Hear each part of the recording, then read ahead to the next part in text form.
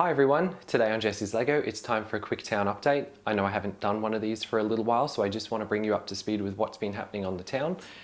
Admittedly, I haven't been able to build too much recently, but that doesn't mean that I haven't been coming up with great ideas for our next projects. So let's jump right in. So first and foremost, if you remember from previous videos, you'll know that I love decorating the rooftops of these buildings for a little bit more usable space. So I've gone ahead and tiled the top of the corner garage. I've gone and put a barbecue, outdoor setting, some lanterns, little garden bed over here. So there's plenty of things for these people to do on their rooftop. They're actually having like a summertime barbecue at the moment, something which we can't have in Brisbane because it's too cold. So that's one of the rooftops that I've tiled using the tiles from my recent pick-a-brick haul. I've still got plenty of other rooftops to tile, but I have done this project previously with the detective's office, albeit it's not as glamorous as this one, so I've still got some stuff to do. Oh yeah, also on top of the brick bank. I try and match the colours of the rest of the rooftops. So that one's orange for orange, this one I want to use light grey, this one's dark grey. Admittedly, I could probably use sand green on here. But I just want to turn these into usable spaces because I try and use the behind of the buildings too, if you want to have a look over here at the bookshop. So because I pave in the behind the buildings and create alleyways, I want to give a bit more usable space. So on the top, on the rooftop terrace, behind, it's a simple and effective way for me to be able to add a little bit more to my small sized city without having to expand the footprint too much. So another building that I've done this with is Cafe Corner, and I really like looking at the pattern on the rooftop too. It's a lot nicer than the plates with the gaps between. This basket weave pattern really makes the rooftop stand out. I did make some modifications when I upgraded Cafe Corner with the same style door that the cinema has. So eventually this will have furniture on it. I've had some great suggestions from the community for what type of furniture I should put in here. I just haven't got the resources to build it yet, so I'll have to maybe tear down some other creations to start making it. But yeah, in the meantime, we have a nice little garden bed with some flowers that I put together here. I'd love to have maybe a fire pit or a little rooftop bar, a bench or table and chairs for people to sit at, because right over here, this is the prime view of the town. We've got the view of the park, we've got the view of the main intersection, and a lot of other stuff here. So there definitely needs to be somewhere on top of Cafe Corner for people to enjoy. But speaking of which, the park is currently undergoing some updates, or at least it will be in a moment. Last year I didn't complete my Halloween preparations until after the fact, so I'm trying to get ahead of it this year. One thing that I've mentioned before as well is that I want to use plates to kind of map out the festivals in the streets, because when they're just like that, when they're minifigures, I knock them over and it's a pain in the backside. So I want to have a plate system that I can just slide in, slide out, store in boxes when not in use, and make it nice and easy. So every Christmas I just pull out the two plates, one for the ice skating rink, one for the winter markets, or for Halloween, one for the Halloween markets, one for the graveyard mystery maze. So I just want to streamline that process, and I've had a bit of success transferring the graveyard mystery, which will go over here, which I had assembled last year for Halloween. I'll show you that in a moment. But I've had success putting that on plates and sliding that in and out. So I'm looking to replicate the success for the Halloween markets over here.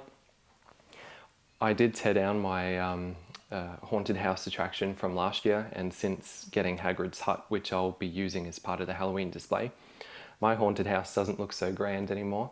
So I'm not sure what I'm going to do about that, but I might have to redesign that one too. So good thing that I'm getting in early with these Halloween preparations, despite the fact that Australians don't usually celebrate Halloween and we're still a couple of months ahead. But yeah, looking forward to showing you how that comes along. I think I just need a few more pick-a-brick orders, bricks and pieces orders, sorry, to finalize some of the stuff. But I'll show you that towards the end of the video. So moving around here, we don't have too many changes, but for those of you that are just joining us for the first time, or one of your first few town updates with me, Bricktopia has been in the making for 4 or so years now. I've collected most of the modular buildings except the fire station and the and Market Street. So I've been able to put them together in the way that you see now. This here is the main shopping and dining street. We got the cinema, got the Emporium, got the Parisian restaurant, Assembly Square, downtown diners at the end, because it wraps around and kind of looks like a corner building, but it's actually not. So that's why this one's here. But the rest of the town, this is kind of like the small town street where it overlooks the town hall at the end. This one looks onto the main square at the end, town square. So there's a lot that's happened over the past few years that I've captured in little bits of updates together, but not all at once. So I just wanted to take you through this and show you what we've got going on. Got a couple of bus stations, we've got some jacaranda trees, which are quite common in Australia, but we don't have too many tree-lined streets where I come from. So I've always liked the idea of tree-lined streets, and I really like the idea of bright green trees with purple flowers. It really makes it stand out in my view. So I've got quite a lot of that happening over here. Got the little Chinatown markets over here as well, but with my recent pick a brick hauls, I think I'll redo this area a little bit as well. Got the Spring Lantern Festival at the end of the street. Got the train station mock that I'm still working on at the moment. This is another thing I need, those upcoming pick a brick bricks and pieces orders, to take care of. And of course we're joined by Indy. It wouldn't be a video if Indy didn't make himself known through clawing at the gate, wanting to get in and get some camera time. So yeah, got the townhouses as well, turning one of them into lavender. I think it'll be this one is a project for next year too. I've already spent a little bit too much in my budget and it's not even mid-year, so some of the projects have to take a bit of a backseat for now. But yeah, so this is how everything's trekking at the moment. I haven't had the right opportunity to get the police station yet, but the police station will go here. I'm just holding out for the next gift with purchase that appeals to me. So I've currently got the outdoor stage here at the moment. I don't exactly know what I'm going to do with that. Maybe I'll put it on top of a building or move it to town square or something. I was inspired by a beautiful, I forget the name of the creator, I'll have to find out and link it in the description below, but he made a beautiful bandstand for his park, and that kind of inspired me with the design for my outdoor stage, because it was like a little rotunda and it was fantastic. So maybe I can incorporate that into my town square as well. But this will be the spot where the police station goes, and I would like to try and get that before the end of the year so we can complete another street. But I will miss the outdoor spaces. This outdoor space used to be next to the corner garage, and it was really nice because in the middle of the street I could just kind of put my phone or the camera behind the park and take beautiful eye level shots, and it kind of captured the park as well as the street. It was just really nice. So I'll find some way to include that later. But for now, yeah, that's how the town's sitting at the moment, and I'd love to show you these Halloween decorations I've been working on. So these are the Halloween decorations I've been working on so far. So as I mentioned earlier, this was something that I tried to do last year, and some of it might fall apart because it's not properly secured. But this is the Graveyard Mystery set from Hidden Side. I actually haven't changed very much, if anything, about the set, because I still want the set to be intact. But this is the type of thing that I would be sliding in and out of the streets. You can see underneath that it's secured on plates. I need to order more of these plates, of course, so I don't have to strip this one down for Christmas and the other side of Halloween. But what we've got here is essentially you walk in through the maze, you go through here. I've got the collectible minifigure series 14 and some others through here, like the costumed characters in the maze.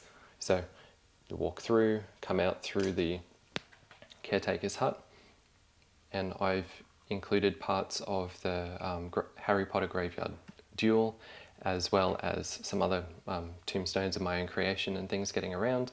So it's a fun little attraction, and it slides into the streets nicely. I expanded on the greenery behind the, you can see that it comes right off. I haven't secured it down yet, but that's the general idea of it. Just sits on top of these plates. But yeah, so we've got a nice little forest behind, and we've got a pick-a-brick fence.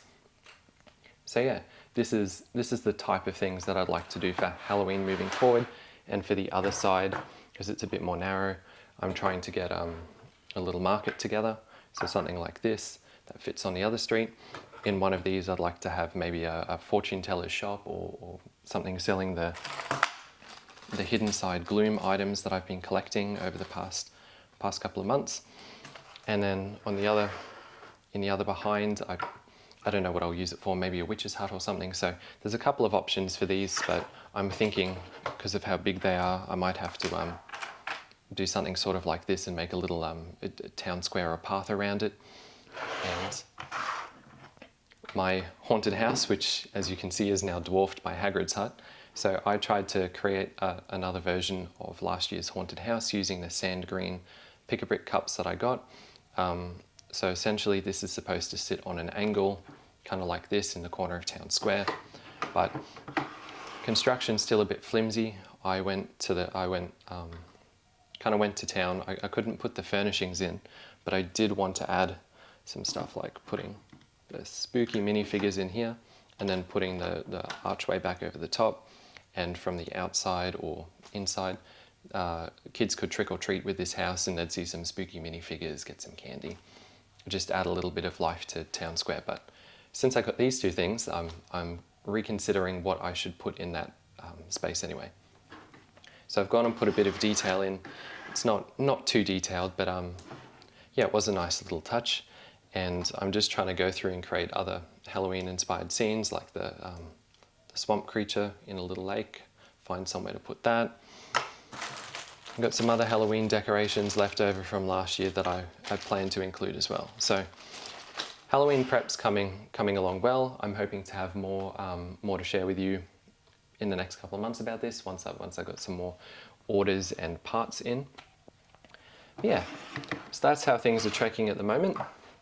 Thank you for joining me for this town update. If you've enjoyed this video, don't forget to hit the like and subscribe buttons below. It helps my content reach more people on YouTube, which is fantastic, because anyone who's interested in this, I'd love to be able to share it with them. So thank you very much for watching my video today, and I look forward to seeing you next time. Bye-bye for now.